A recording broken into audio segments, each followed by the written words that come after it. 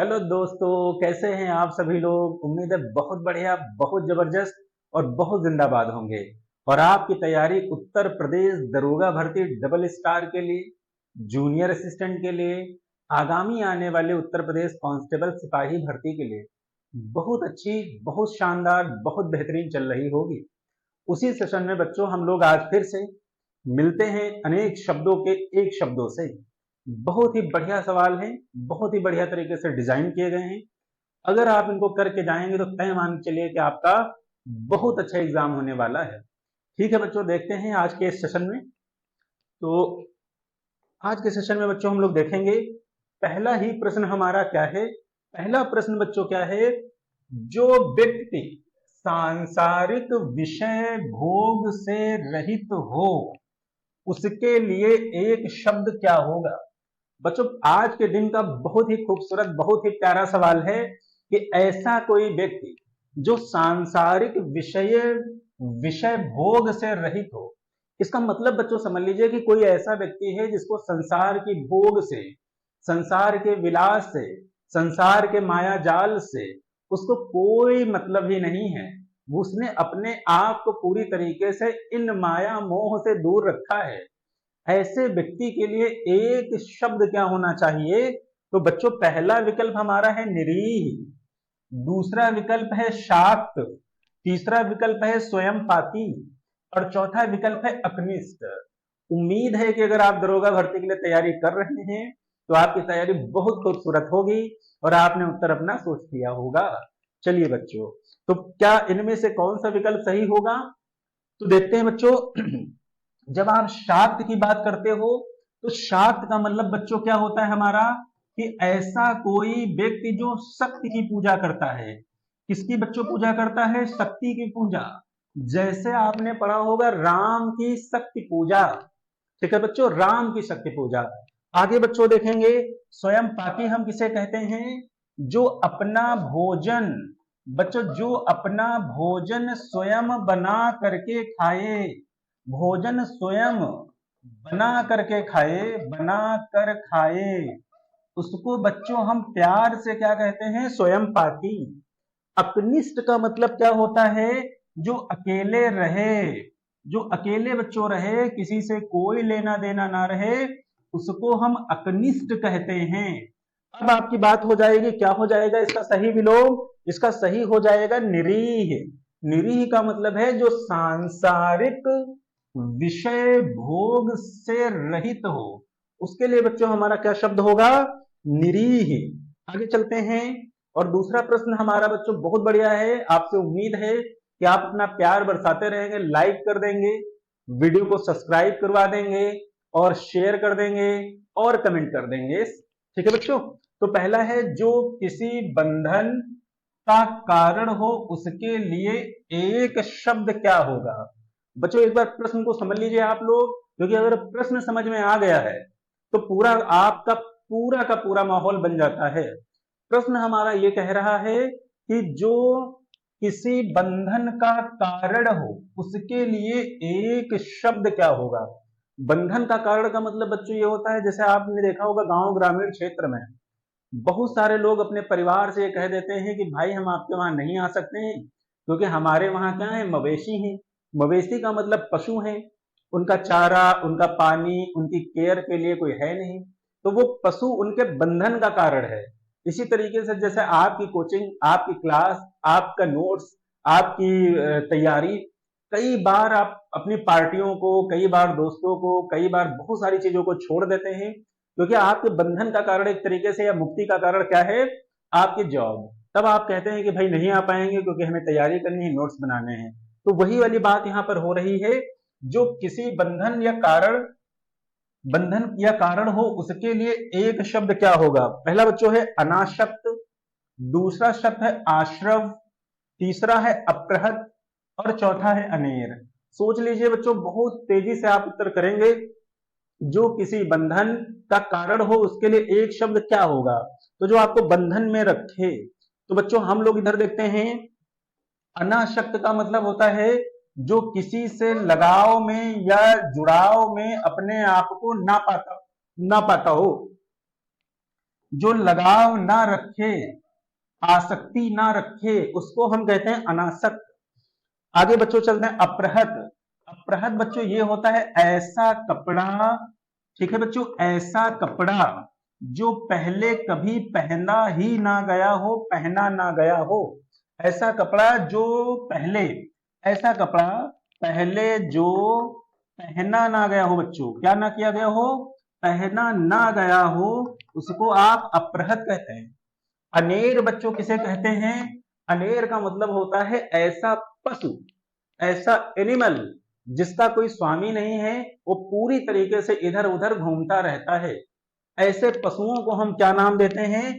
ऐसे पशु को हम अनेर नाम देते हैं। और कह देंगे ऐसा पशु बच्चों जिसका कोई मालिक नहीं होता है, मालिक ना हो, ऐसे पशु को, ऐसा पशु जिसका कोई मालिक ना हो, उसको बच्चों हम क्या कहते हैं? अनेर। तो उत्तर आपका जब एक ही बच जाएगा, उत्तर हो जाएगा आपका 2 वाला। आप टिक कर दोगे कि सर जो किसी बंधन का कारण हो उसके लिए एक शब्द क्या होगा, तो आप कहोगे आश्रव, और जो बंधन का कारण ना हो अनासक्त कहेंगे।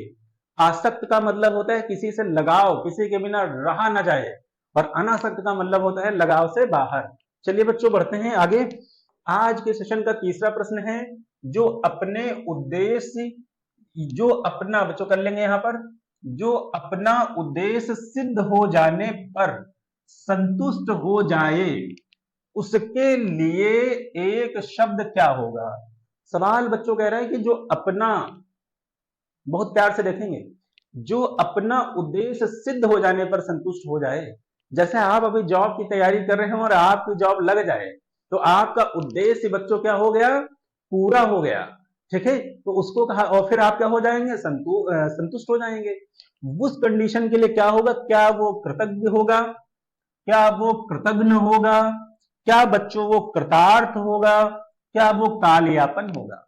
सोच लीजिए, आपको कुछ क्षणों का समय दिया जा रहा है, तो बच्चों क्या होगा? कृतज्ञ, कृतज्ञ, कृतार्थ और कालयापन। उम्मीद है आपने सोच लिया होगा। तो बच्चों कृतज्ञ उसको कहते हैं जो आज्ञा का पालन करे। जो आज्ञा क्या बच्चों क्या करता है? आज्ञा का पालन आपका करता है, उसको हम क्या कहते हैं? उसको हम कृतज्ञ कहते हैं। दूसरा बच्चों हो जाएगा कृतज्ञ।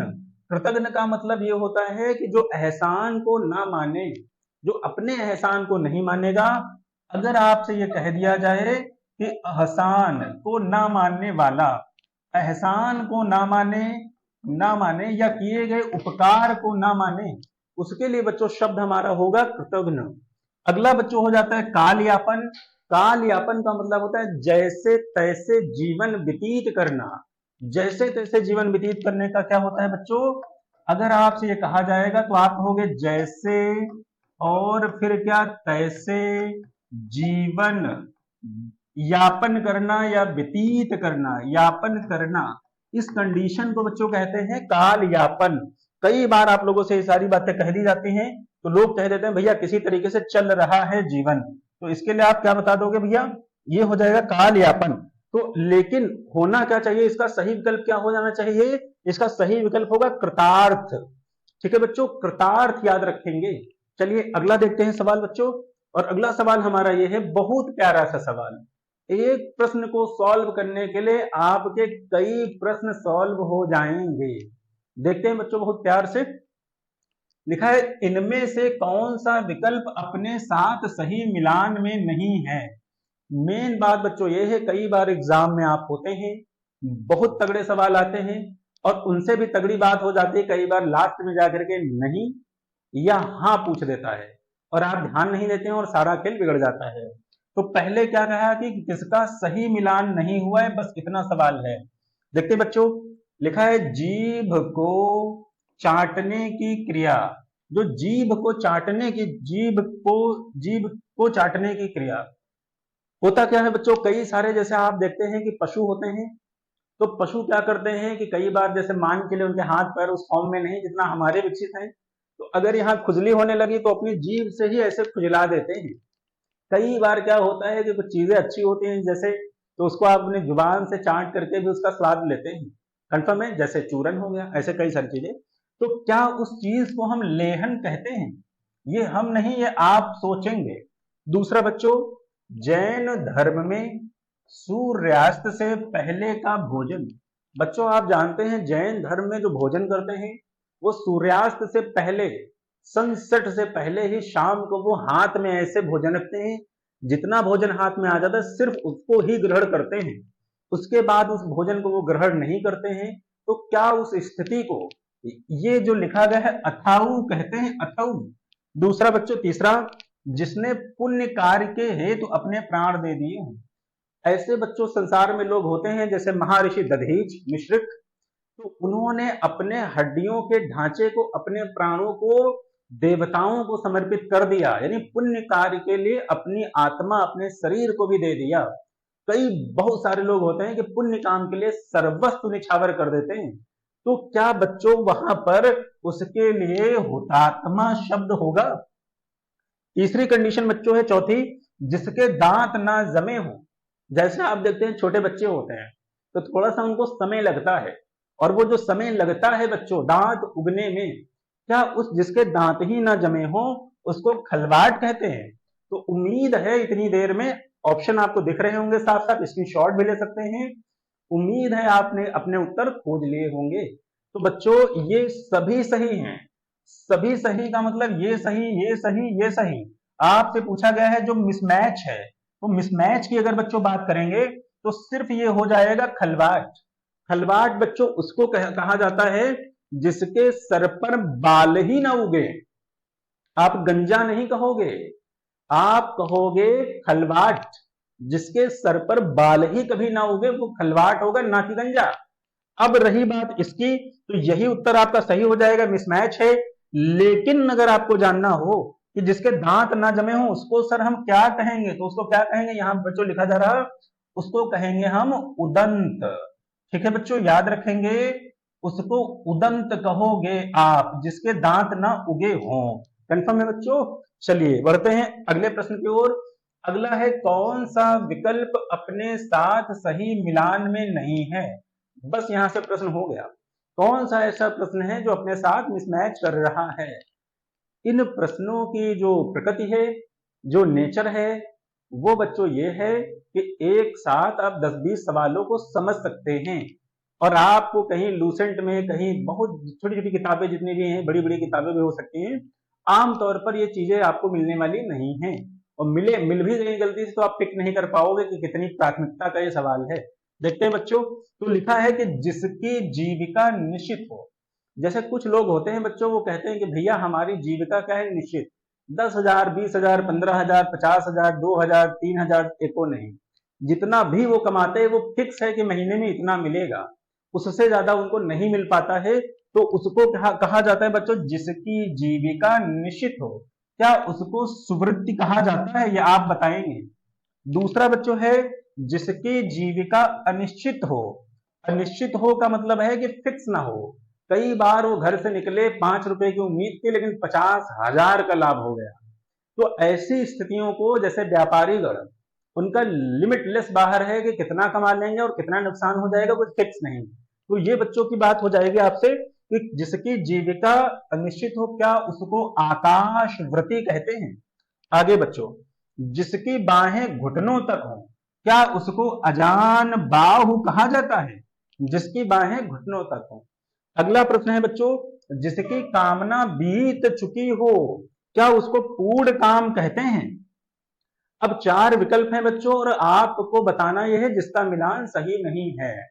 अच्छे से सोच लीजिए, ऐसा कंटेंट तय मान लीजिए कि आपको पूरे YouTube पे मिलने वाला नहीं, आप पूरे दिन सर्च कर लीजिए, पूरे दिन बैठ के सर्च कर लीजिए, इस लेवल का कंटेंट नहीं मिलेगा।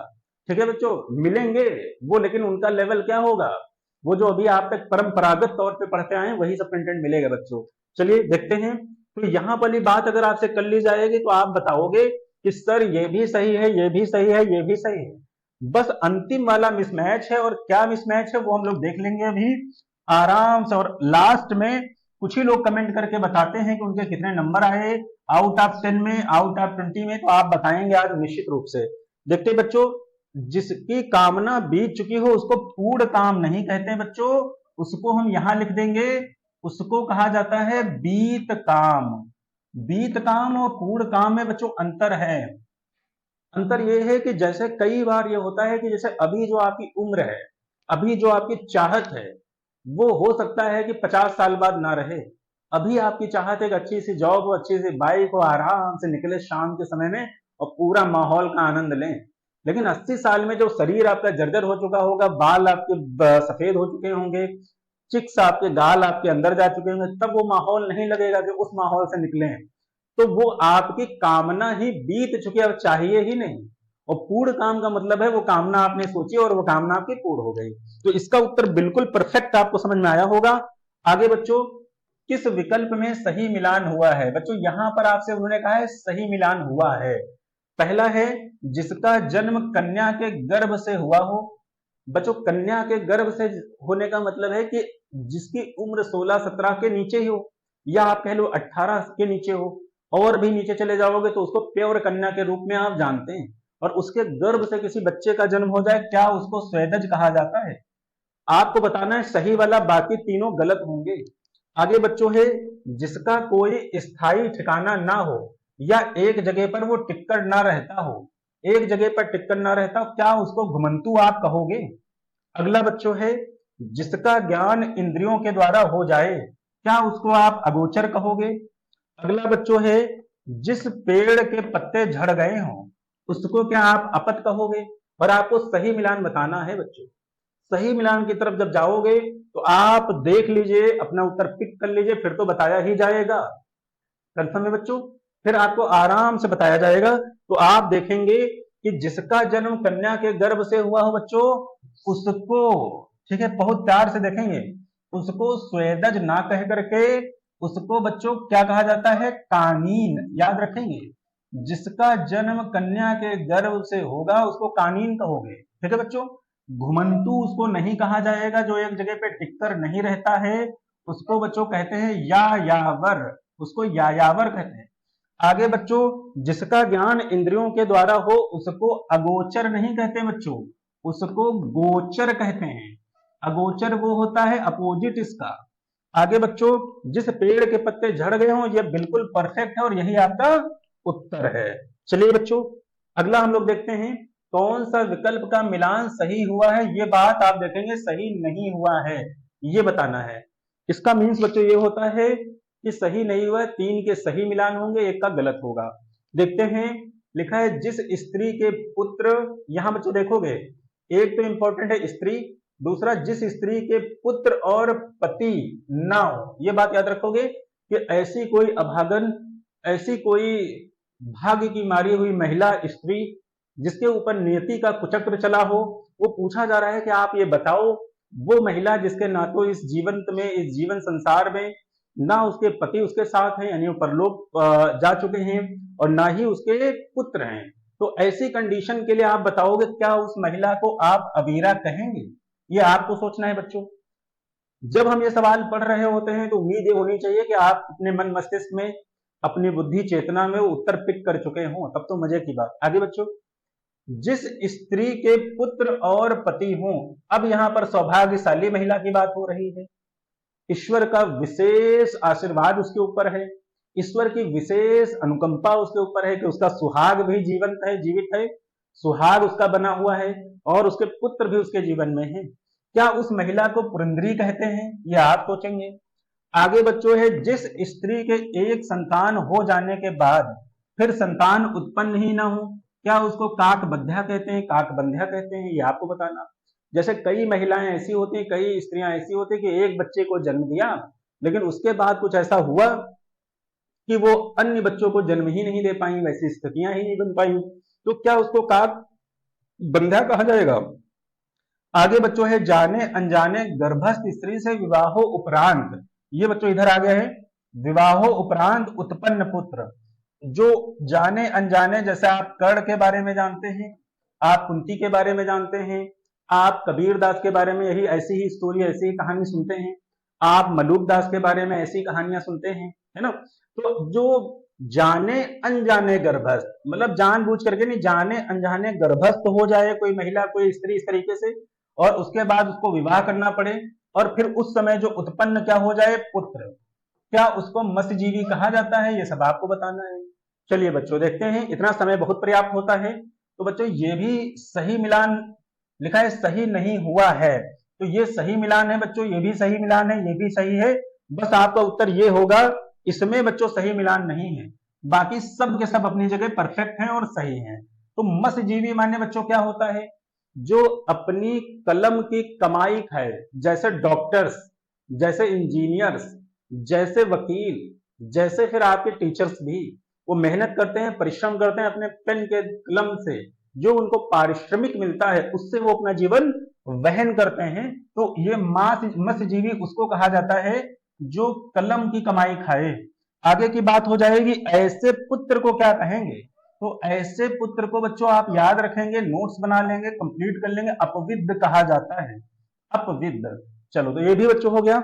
आगे बढ़ते हैं, अगला सवाल है, कौन सा विकल्प सही मेल नहीं खाता है। फिर आप याद रखेंगे, सही नहीं खाता है, घर में दासी द्वारा उत्पन्न दास।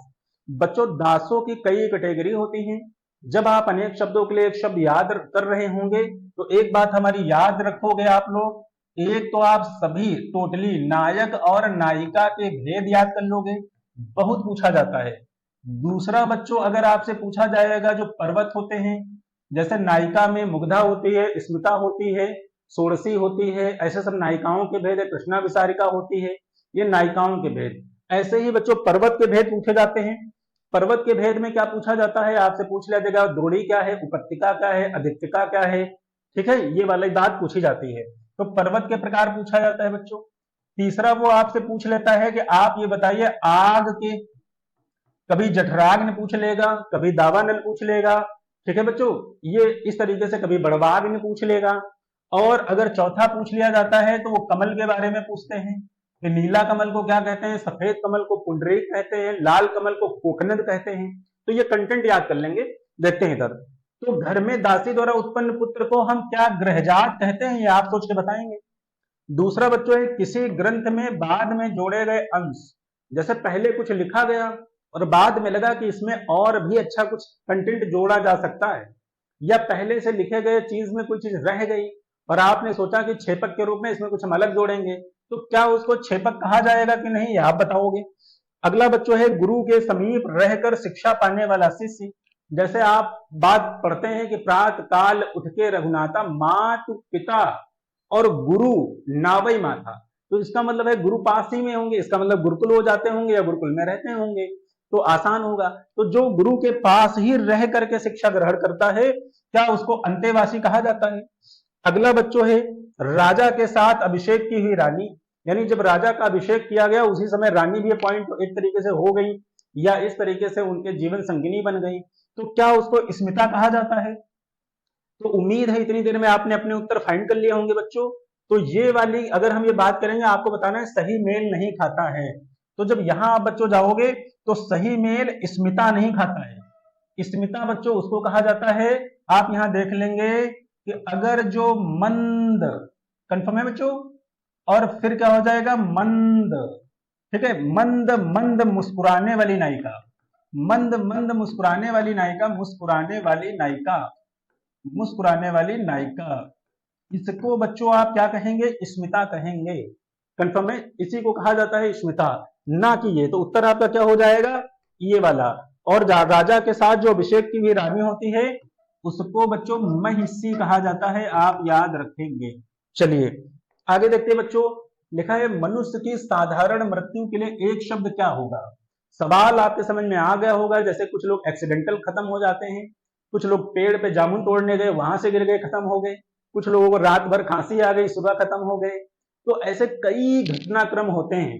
लेकिन कहा जा रहा है कोई ऐसी मृत्यु जो आदमी अपनी पूरा जीवन प्यार से जी ले, 70 80 90 सुकून से पूरा जीवन जीने के बाद साधारण रूप से, जैसे लोग कहते हैं आराम से उन्होंने खाना खाया, पानी पिया, सबसे बातें करी, फिर प्यार से सबसे विदाई ली और चले गए, ऐसी मृत्यु को बच्चों क्या कहा जाता है। क्या धीवर कहा जाता है, क्या चषक कहा जाता है, क्या प्रमीत कहा जाता है, या मुछू कहा जाता है। टिक करिए बच्चों, उम्मीद है आप कर ले जाएंगे।